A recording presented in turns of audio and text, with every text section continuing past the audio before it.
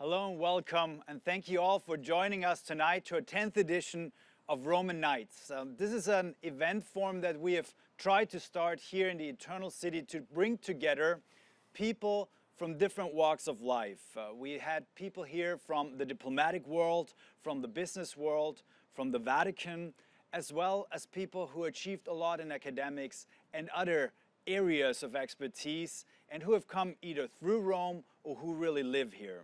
And the idea of Roman Nights is to have a conversation on current topics and to get different angles, different perspective, different views. My name is Andreas Tonhauser. I'm the EWTN Vatican Bureau Chief, and it's my honor and my privilege to host you for tonight. And I'm also very happy to welcome our panel, who have come from far and wide and not so far away tonight to be with us for a very interesting topic. A topic that actually one of the panelists has written a book about, and it's about chastity. We called it Chastity, an outdated virtue, with a question mark, because it's actually a topic that is quite current, and it's something that we should talk about much more. Let me introduce to you our panelists and to explain a little bit more why we chose to speak about this topic. Sister Mirijam Kaschner, thank you for coming, for flying in. I know you'll be staying here for quite a while. You'll be participating also in the synod that will be starting in the coming week. And we are very happy that you still found time to come here, actually a little bit early, to be with us tonight. You are a religious sister. It says here also that you joined the Catholic Church at the age of 20, and then you are with the Missionary Sisters of the Precious Blood, which you joined in 1997, and you are serving as the General Secretary and the Press Officer of the Nordic Bishops Conference. You will share your insights as well on this topic, and maybe also your perspective a little bit on the Church in Europe. With us also is, and I already gave you a hint, the person who wrote a book on the topic today. Unfortunately, I wanted to present to you the book here, but we'll send it out also afterwards, and I hope that each and every one of you also will purchase a copy of that book as soon as it's available also here in Rome. It's Bishop Erik Varden. He came actually from far away to be with us. Is it right if I call you a Viking bishop, or do you not prefer that? I leave that at your discretion. You leave that at my discretion. We could not tell it from the tone and from your accent, but actually you're a bishop in Trondheim in Norway, from where you're joining us. You are a very acclaimed spiritual writer, and you will also speak a little bit about your new book, Chastity, Reconciliation of the Senses, tonight. And also joining us is Vincenzo Bassi, not for the first time. He's here for the second time also for Roman Nights. He is a lawyer, he holds a PhD in law, and he serves as the president of the European Catholic Family Association. And he will discuss this topic with us also from the perspective of the family and of bringing up children. Thank you all for being here with us, and I hope you will enjoy also this evening with us.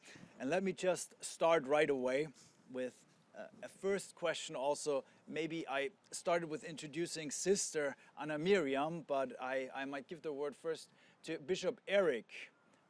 Why did you decide to write a book on the topic of chastity? Well, basically because the word itself and the term has come to seem,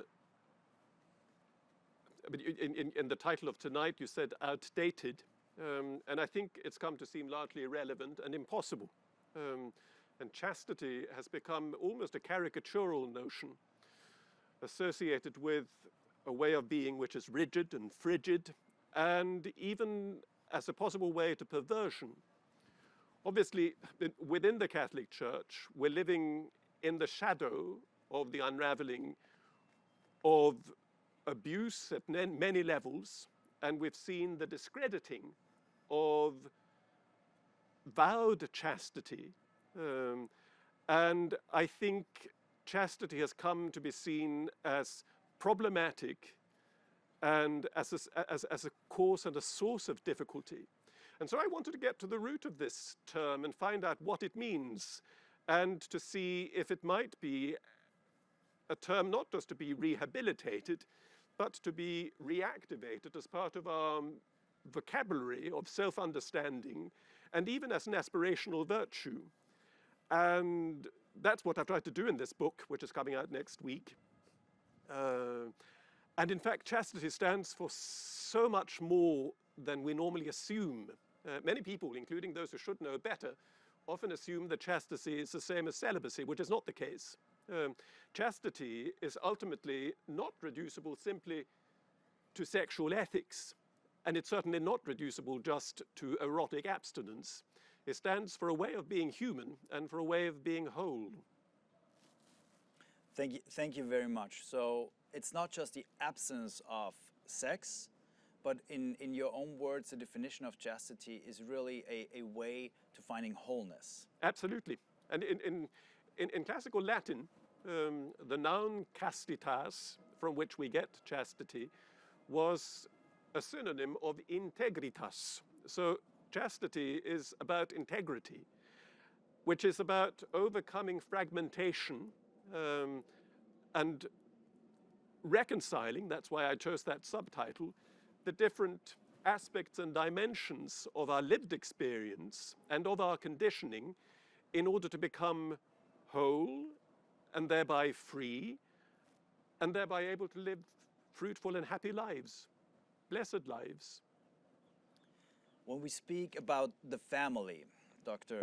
Bassi, you're representing Catholic family associations. What role does chastity, what role should play the concept of chastity, maybe also like as Bishop Erik just defined it, play in the upbringing of children in family life? Well, I have to confess that it's the first time I speak about chastity, and I do it in English. So it's very funny because I have to, because we are not so used to speak about chastity. What I say is that we must not, within outside the family, we must not be moralist. This is the first thing. And I think it's also a path, as you say, the path through forward, the path to the wholeness. If you are not moralist and you think that the chastity is a concrete, a real beauty, maybe it's easier even to speak about it. As you say, the chastity doesn't have, is not the synonym of celibacy. It's not the same. It's as in a family with your wife, you can be caste. It's not something that is strange, but it's also a sign of love, but not a concept. We are talking about a reality, and it's not easy.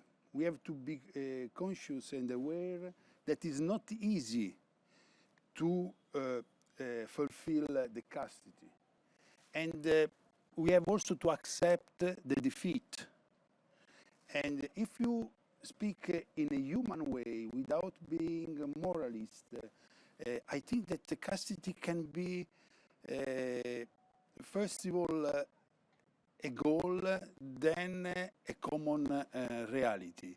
We have to start again, because now you see everybody can have this kind of experience. The mainstream says that the chastity is something outdated, as we can read in the title, but it's not so, because when you realize the beauty of the chastity, I think that there is also the way to show this beauty, but we have to learn new words to mean the same beauty and reality. And this is an experience that we can do in the family, because the family is the society, is the reality, and I think also our families can help us to find out new words. New words and to also teach this concept to the children, no? Sister Anna Mirijam, what's your view on this concept of chastity? As a religious sister, I have given the vow of chastity in, I think it was 2001. And during the journey of my life as a religious sister, I had to discuss this topic several times. Now I'm living in a very secularized country in Denmark, where people even don't know what a religious sister is. So I meet people on the street and they will ask me, are you a nun? Yes, I am. Are you married? No. Do you have children? No. So this is a situation I have. And for me, I had to find a way for myself in my religious life that chastity is not only about sexuality, something I don't use in my everyday life, but there must be something more in it. And I had a very funny meeting once in a bus. I visited a friend of mine very lately on a Black Friday. So I went back home in the bus at 12 o'clock in the night, and I entered the bus, and there were 3 young men sitting there, and one of them all of a sudden was sitting beside me, and he said, "What's up?" And my bishop once told me, okay, if somebody asks you what up, so answer, "What's up, what?" So I answered, "What's up, what?" And then he said, "Is it funny to be a nun?" And I said, if it wouldn't be funny or at least something nice, I wouldn't be it. And then all of a sudden he shouted through the whole bus, "Is it right that you are not allowed to have sex?" And at the same moment, the whole bus was silent. I could see the ears, inclusive the ears of the conductor, they were really growing very big. And I said, "Oh my Lord, now you have to help me." And I said, it's not really true, because there's a difference if I don't have to, if I'm not allowed to have sex, or if I don't want to. And he shouted even louder, "Don't you want to have sex?" And I said, "Okay, now you have asked me 3 questions, now it's my turn. I will ask you 1 question, but you must really answer honestly to it." So he was a little bit doubting, and I said, "Are you really sure, and do you really believe that having sex is the very most important thing in your life, which you would give everything up just to reach this only one thing?" And then he mumbled a bit and I said, no, actually not.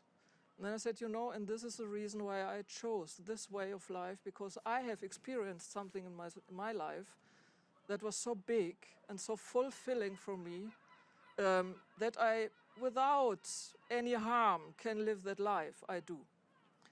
And the funny thing was, both of us had to go out of the bus at the same station.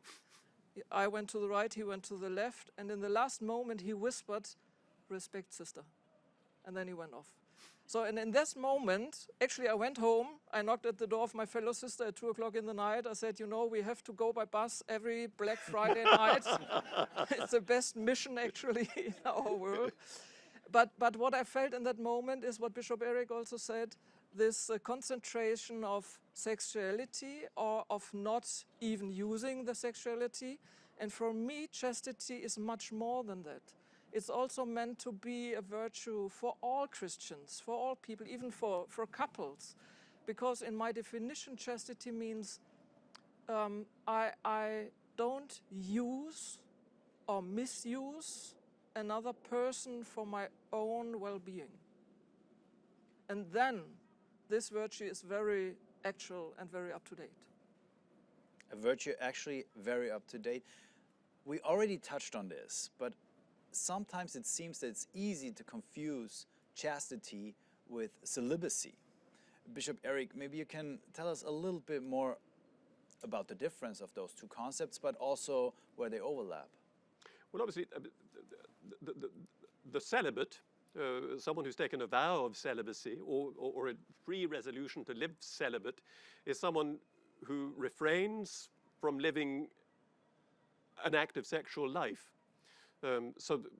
Someone who decides, in a Catholic context, for spiritual reasons, to relinquish that extremely valuable, deep and precious side of life for a higher good, in order to orient that energy differently. But chastity, as I said, stands for a way of integrating my whole being, my physical being and my spiritual being. And I think, I mean, these days we're all inclined to be a bit dualist. And we're inclined to think of those two dimensions of ourselves as existing on different planes. And we keep reminding ourselves that we believe in the mystery of incarnation, which doesn't only concern our Lord Jesus Christ, but concerns all of us. And the incarnation of spirit in our lives, the incarnation of our soul, of our deepest aspirations, is a crucial challenge. That is something which is incumbent on all of us, insofar as we want to become whole. And as Sister Mirijam said, and it's a really important point, it is something that conditions our relationships. The Holy Father wrote a wonderful letter a few years ago on St. Joseph, Patris Corde. And you know, in the litany to St. Joseph and the divine praises, he is called Castissimus Sponsus, the most chaste spouse. And there's a terrific passage in that letter talking about the importance of chastity in parenthood, which the Holy Father expounds precisely on the sort of terms that Sister Anna Mirijam outlined, that it's crucial for parents to admit the otherness of their children, not to see their children as ways of realizing themselves, and that there is, if you like, a kenotic dimension to parenthood, which is that of letting go, of becoming a servant, an enabler of this life, a forming influence for good of that life. But any parent and any spiritual father or mother has got to come to the point where we can say, this is not my life, and to admit the sovereign freedom of the other. And that is a dimension that touches on all our relationships, conjugal, filial, maternal, paternal, and in friendship. And I think we could say that it even has a political dimension. So, but what you're also saying is that there is a deep understanding and a long history and tradition, a century-old tradition of also reflecting on this in the Absolutely. church. And not least in the monastic tradition, which really has a tremendous ability to call a spade and to deal with, you know, human complexity, human difficulty, and sometimes the sheer human mess, in order to enable, through an acquired wisdom and, you know, guided by the light of revelation in Scripture and in the tradition of the Church, to help us to become whole, and thereby, as I said, to find happiness and to live fruitfully. Sister, maybe your take on this as well. Yes, because I think it's a very good idea. Also, I didn't think about it to put it on the relationship between parents and their children. For me, it was also between the man and a woman, especially in this kind, because we have so many divorces in our days. I mean, in Denmark, I know every second marriage is going to be divorced or even more. And when I'm out and giving some talks on this topic, people come afterwards to me and say, Sister, I never thought about that, because our relationship broke at that moment where I felt that my partner only wanted me to have me for his own good. And this is unchaste, actually. And here we are in a dynamic, also if you look in our church situation of today, the abuse of minors, whatever, this is the most unchaste situation of the church we are in at the moment. That's a topic that I would also like to touch on, maybe a little bit later. And Vincenzo, for you, I have a question also, a more controversial topic to discuss. But before we come to this, I would also like our audience to prepare, maybe if you have a question also to the panel. Very soon we'll come to you. We also have a microphone to go around so that you can also participate in this discussion. When we talk about chastity, we talk about sexuality, and there's also the perversion of sexuality, and your organization has also worked a lot on the topic of pornography. Maybe you can Yes, tell a little because bit more about this. pornography is a sickness, is a vice. The pornography is a drama. And what we realized, but this is just a method that we use for every problems, for every situation, is that the pornography comes with a loneliness. So you cannot overcome all these kind of problems. The pornography is a drama for everybody, because no one can say I don't have problem with pornography. It's a temptation for everybody. And also for this reason, it's very difficult to speak about pornography, because everybody has problem with pornography, or has had problems with pornography. So we don't feel so safe to speak about pornography.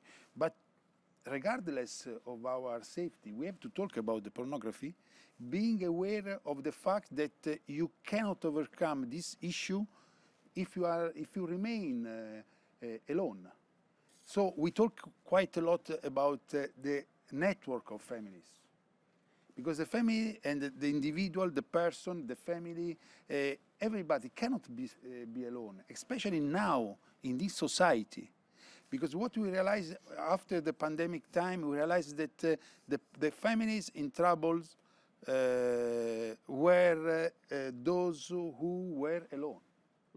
The families joining a network of families, they could overcome several problems, including pornography. But we can also lose one game. That's not a problem, because sometimes we stop and we say, it's not for me. I cannot do, because I am very fragile, I'm weak, and no problem, because we are here also to help you. Because if you think that after the first problem you cannot go on because it's not up to me, I think the community has the problem, not only the person. And so as family, we have to try to put the family method outside in order to give also, to receive benefits from the community. Andreas, the marriage, I think that we have talked about the vocation. Because if we talk about the vocation, it is also easier to speak about chastity. Because the marriage is the only, now I speak as a lawyer, okay? The marriage is the only negotium, it's the only agreement which has been stipulated for the interest of the other, not for your interest. That's not mutuality. I mean, I have an agreement with the sister, with the bishop, because I know that in the future maybe I can be in trouble. No, that's not my idea when I got married with Carla. I got married with Carla because I would like to make the interest of Carla. Then she made the same, and we have something more. We became something more than our person. This is, I think, the reality that we try every day to live. Of course, we try also not to be alone. But when you live this reality and not this concept, I don't like the word because I like more the reality, then we can live the chastity, and we can be also witness for our children. I mean, this is the experience that we are trying to live. When you live experience, then you can also teach. And it's very interesting because this realistic way of living is the only solution of our, it gives us the solution of the situation that we are living in our society in every field. Maybe also from your side. I'd like to pick up that, and I think this phenomenon of pornography is very interesting because it is something which has become epidemic in our society, and where there are tremendous mercantile and financial forces involved, and now with the internet, a very, very sophisticated method for drawing people in and keeping them trapped. But if you admit the sort of definition I made of chastity earlier on, talking about patris corde, that it's about recognizing the freedom of another, and it's about meeting the other in freedom. A chaste relationship is a relationship between two persons that look at one another and whose eyes meet one another. As, you know, to root this biblically, in the account of the creation narrative, when Adam and Eve were formed, they looked at one another without fear. And what is more, they looked at God face to face without fear.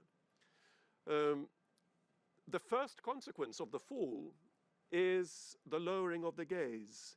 It's perceiving the other as being an object at once of desire and of fear, and of hiding from the other, and at the same time hunting the other.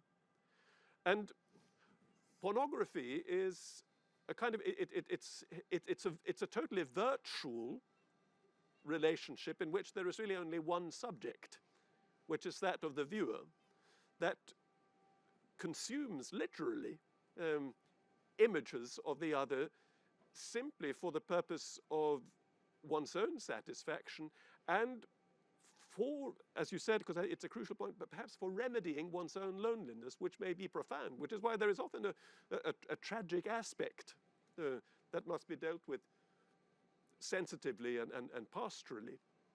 But I think you're absolutely right that the way out of this trap, which affects a lot of people, is the rediscovery of encounter, of communion, of letting somebody else in, which is why some of the great sort of pedagogical methods that exist, in terms of internet resources, a resource like Covenant Eyes or Fortify, are initiatives that enable accountability and enable the revelation of one's own, perhaps, dependence to another party, and thereby breaking the vicious circle of helping people to step out of a loneliness which is only enforced by this fundamentally and really principally unchaste dynamic. Mm-hmm. But actually, I think it's interesting because in society, all the books you read when you are going through the town, the advertisement, everything is sexuality. Mm. Yeah? All is eroticized. Everything. But to talk about it one-to-one, for example, in a marriage, is a kind of no-go. It's a taboo somehow. And this is very, very interesting, because how can we come in and help? I mean, you do it with the family associations to try to take this topic into the families and to encourage them to talk about it and not to stay with them alone. Well, of course, we are a federation, so it depends on local associations. But for example, when we talk about this pornographic platform, we try to introduce the topic and giving everybody an example of how we can solve issues and understand better our sexuality just being together, not being alone. Because it's true that we cannot create the village, because now we are living in a changement of epoch and we cannot have villages like in the past. But we can recreate the quality of the relations lived by our grandparents in the past. So, but if we do not have a community, it's normal to consider the other another person through which I can become saint. So we're really talking a lot also about loneliness, and I think that the loneliness is the sickness. And Bishop, you called your book also a reconciliation of the senses. So also a way to wholeness in a way, which is probably closely related. Before I come to the next topic that is also sadly related to this topic that we're discussing, to chastity, I want to give also the audience a chance to maybe ask a question, and we also have a microphone going around. If you just raise a hand, please. To Sister Mirijam's comment about the young man who stopped her. We cannot If you speak up. In reference to Sister Miriam's question about the young man who stopped her on the subway, I thought about a young woman I spoke with earlier this week. She was raised atheist and was dating a young man. They lived together. And then she converted to Catholicism, and she decided she wanted to live chastely until they got married. And she said, well, he agreed. And for her, it was important because she realized that he didn't want to do anything that she didn't want to do. So it helped her to understand that there was true respect in the relationship, but also two other things. One, that they had more time to speak. When they weren't having sex, they could talk about things that they had to dialogue about. And second, if they were having sex, they would end up in a good mood and they would let go of little things that really they needed to talk about and take care of and resolve between them as a couple. And I'm just thinking for many young people that are in a sexualized world and they don't know this message about chastity and the value, what is your message for young people who need to hear the benefits of living that type of lifestyle for their own lives? So the question, if I may repeat, maybe to the panel, but also to you, Sister, the benefit of such a lifestyle, maybe also for young people.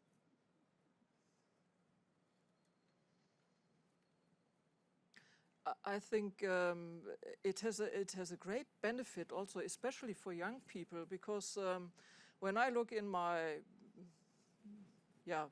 the people I'm together with, and even the younger ones now, they're around 12, 13, 14 years when they have the first sexual contacts. And with some people afterwards, when I talk, when they're elderly or older, a little bit older, they tell me it was the greatest mistake in my life because I didn't know what I did.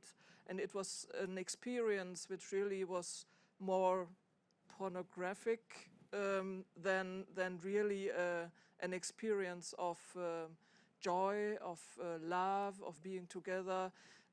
So I think, especially for young people, and even if you mentioned it, this lady, the decision they took, it gives them the possibility to reflect much more about their relationship, about the way they want to live their sexuality, and I hope so it will help them in future.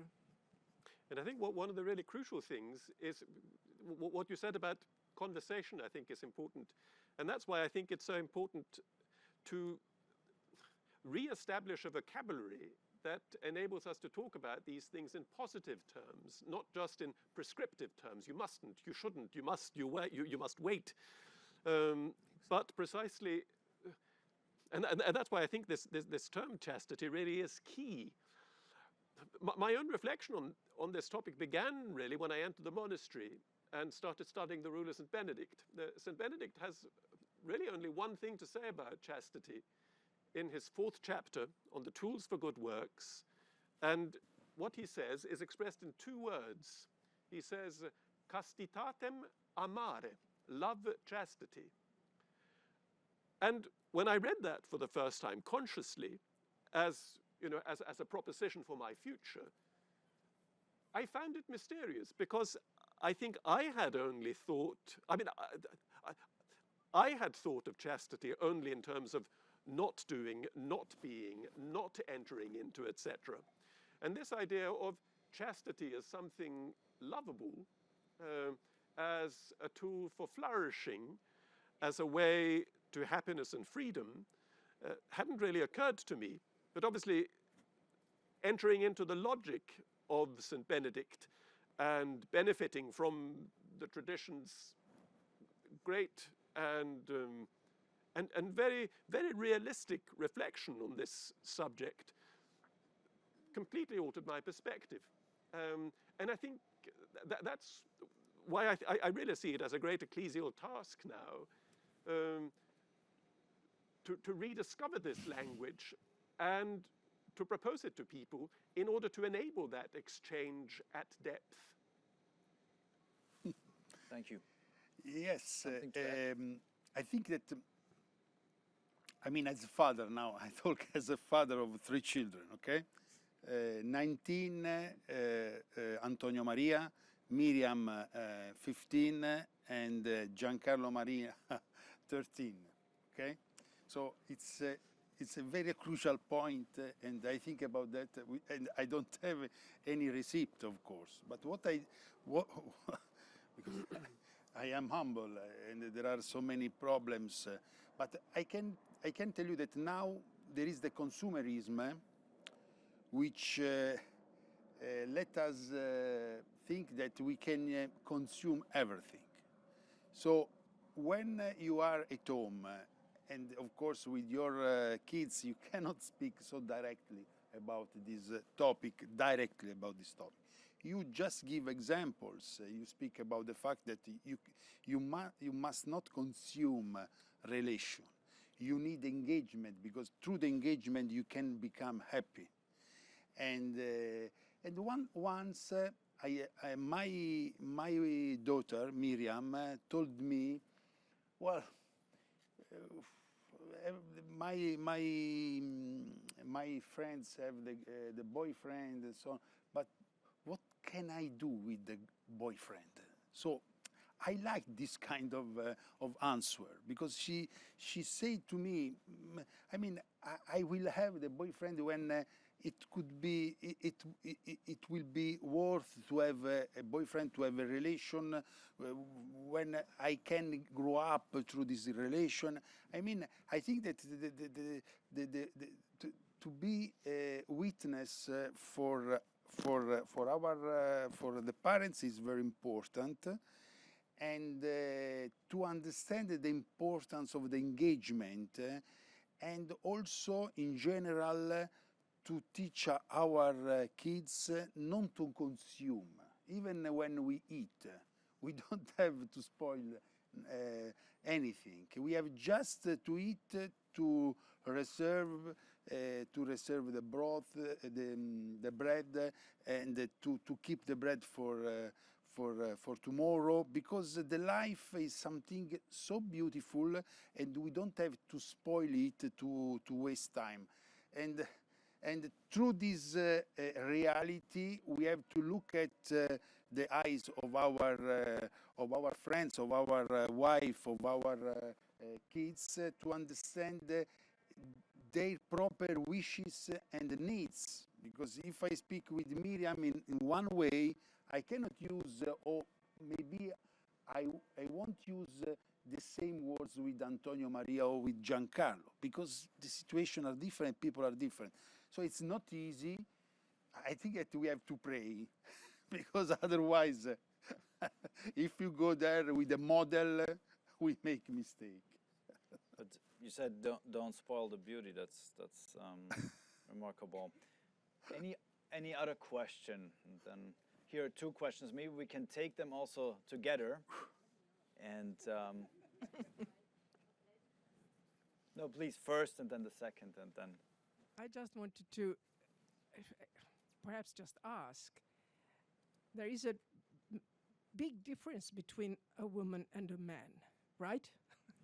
Yes. I think so. And at least of my generation, I have experienced that girls never really want to, doesn't make sex with a man if she's not in love, deeply in love.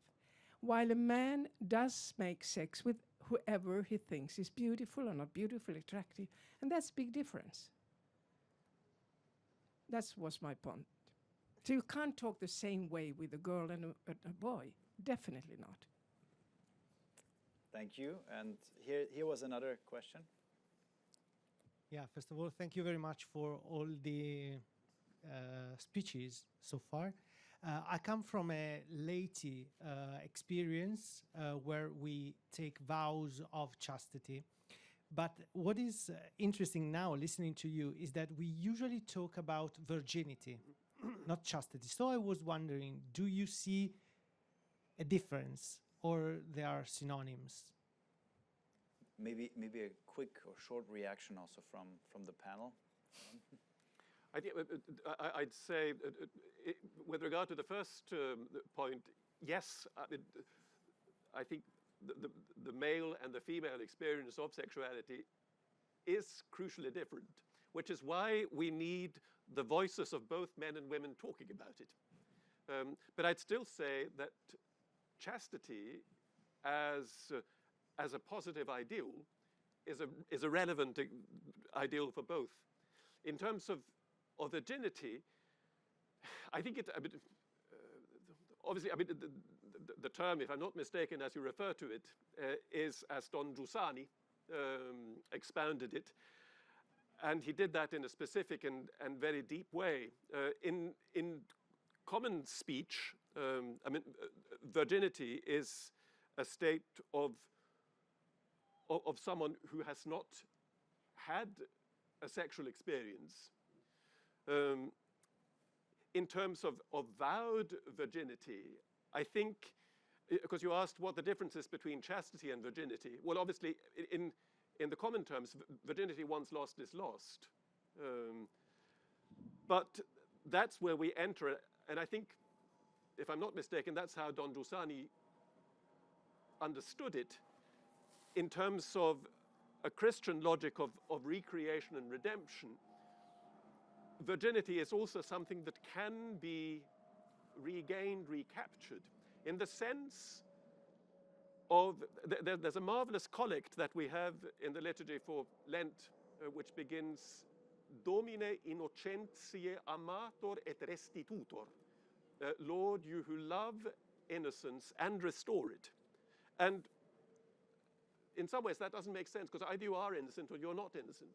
But what Christ can do in recreating our lives is precisely that, of restoring our innocence. And I think, understood on those terms, which I believe were Don Giussani's terms, his vocabulary of virginity is very close to the vocabulary of chastity. Thank you. And because of the time that has already, we're already far ahead in the time, I would like to stop there with the answers to this question, but come to another topic, our last topic also, that is related to this, and it's a difficult topic. We mentioned it already, the topic of abuse, also in the church, but not, of course, only in the church. It's really the absence of chastity. It's the extreme opposite, actually. Maybe, Sister, you would like to react to that also. I think this is a very good definition, the absence of chastity. Because as I mentioned before, if I define chastity in that way that I say I don't want to use or to abuse or misuse another person, making an object for my own desire, for my own wishes, then we have directly the opposite if we look in these terrible cases we have experienced in the church, and also, as you mentioned, not only in the church but also in families. In families. I have in my own family a history of this, so it's so terrible to listen to that, to hear about it, and then to talk on chastity. So yes, it is the opposite of pornography, and the opposite of abuse is chastity. But do we need to talk more maybe about chastity also in the church and in the family? I'm sure we should, because as we heard, somebody said it, to talk together on the topic of sexuality on the one hand, but don't miss to talk also on the opposite. It's the beauty of chastity, and there I agree with Bishop Erik. We need to have words on that, because it's so difficult to talk about a topic if the word is a very old one and you have to translate it into the words of today. And especially if we are talking to young people, if you talk to them about chastity, they will look at you and say, "What's that? I don't know. Is it something to eat? I don't know." So there we have maybe also to find new words to explain a very beautiful virtue of our days. How do you talk to young people about chastity? I talk to them about my own experience, what I have, how I live my virtue of chastity, what it means for me It doesn't mean that I don't that I don't fall in love sometimes, and it's a just wonderful feeling to be in love with somebody. And then to think back to my first decision I made when I made my vows, and I go back to my vocation. And here in the vow of chastity and religious life, I must say, this is really a vocation I can't do on my own. I mean, it's a gift I got, and without a personal relationship to Jesus Christ, I couldn't live this vow of chastity.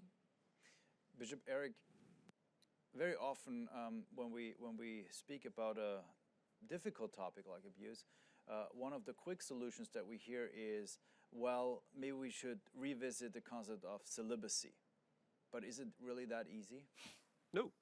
I mean, I'm all for revisiting our understanding and our practice of it. But I think what is really required is a pedagogy of chaste living. Because I think the risk is that precisely because of this reduction of sense, we've reduced chastity to a totally unobtainable ideal, sort of a medieval ideal of a virgin in a white dress in a tower. And it's something entirely beyond reach, as we find it in medieval iconography.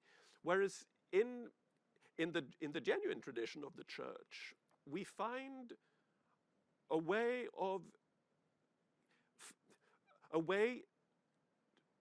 to order through the mess, to wholeness through the fragmentation, and we have many experienced guides. I'm a Cistercian monk, and there's a line from the Song of Songs that our fathers loved very much, and that keeps cropping up in their sermons of St. Bernard and of others, which is the verse that goes, "Caritatem in me ordinavit." The Lord has set love in order in me. And it was our father's assumption that anyone entering the monastery, and for that matter, anyone entering a marital union, would enter into it with a fair amount of internal chaos, still needing ordering.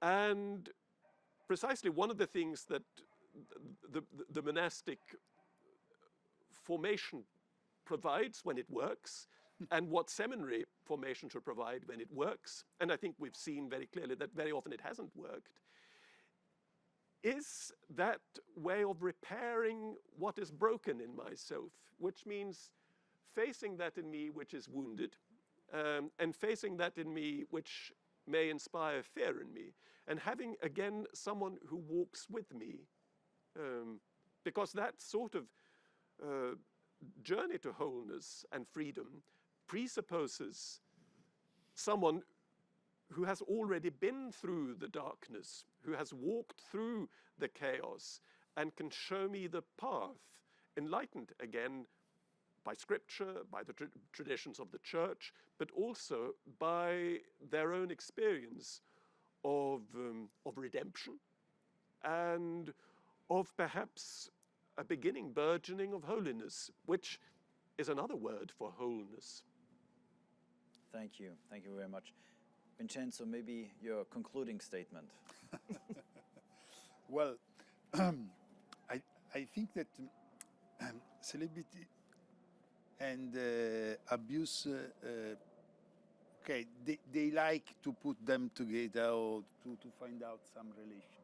But it's not true, because we can have this kind of problems even within the family. The point is the respect, the loneliness, and we have just to try to understand that you have to cultivate the relations, and even for us, when you get married, you have to understand, you have to be aware of the fact that every day is another day, and you have to cultivate your love. When you succeed in doing that, then you can live also your chastity within the family. But I want to repeat myself. Now you can't do that alone. You need a network of families, and you need pastors having relation with this network of families, because pastors and families must work together. If we are able to realize, and the sisters, for example, are for us that's very important, because they can help us to understand how important is to donate themselves to the others. So every vocation is important. They join together, then we become a community. If we think that we can understand this issue just because we, in a rational way, I don't think that we don't find out any solution which is important for our life. I hope that we can, through this issue, we can understand the importance of the community and of the network of families as a way not to defend the family and our community, but to promote our way of living. Bishop Erik, your concluding statement. In the Sermon on the Mount, the Lord tells the disciple, or he invites them to acquire an eye that is unmingled. It's about the statement where he says that anyone looking at a woman with a view to committing adultery with her, so that anyone who already has, as it were, kindled lust within himself and is simply looking for a way to sort it out, to find a way of satisfying himself, has already committed adultery with her, he says. And he says, acquire an eye that is pure. A phrase that could perfectly well be rendered, acquire an eye that is unfragmented, that is whole. And I think what is crucial for chaste living, for chaste interaction, at the intimate level and also at societal level, is to train ourselves in a way of looking at others in a way which is freed of that sort of instrumentalizing, dominating appetite that Sister Anna Mirijam talked about earlier on, meeting the eyes of another as another with honor and reverence, in a real search for encounter, and not simply as a way of using the other to satisfy my desire, my design, my ambition. And in that way, we find in that dynamic a way of reconstructing relationships, but also reconstructing society. Thank you. And the final word, Sister? Yes, I was thinking about also a scripture passage, only one word, that you have to serve and to look at the other as higher than yourself. So if this one could be a reality in all our relations we have, I mean in the relation to God, to my fellow sisters, in our families, in marriage, in our convents, to say, okay, serving the other more than serving myself, I want to be served by the others, then we have an idea of what chastity really means. So, and this is my wish also, maybe if this film comes out and people will see it, that they really get an idea of, I have to look a bit more into this topic and maybe ring to Bishop Erik and ask him to sign his book and to go into this very nice and beautiful topic of chastity. Thank you. Thank you very much. And you were speaking of service, of being of service to the others. We hope that the EWTN Vatican Bureau team can be now a little bit of service to all of you. We've prepared some drinks here also after this to continue our conversation that we actually just started. So we've realized in the few editions that we had of our Roman Nights that actually there would be so much more to discuss, so much more to say. We will try to do that afterwards, but maybe, and this would be my hope also, that it's an inspiration that we take home with us from your thoughts. Thank you so much for coming, from also the thoughts that you've shared with us. And if I may ask our audience also for a round of applause for our great panel tonight.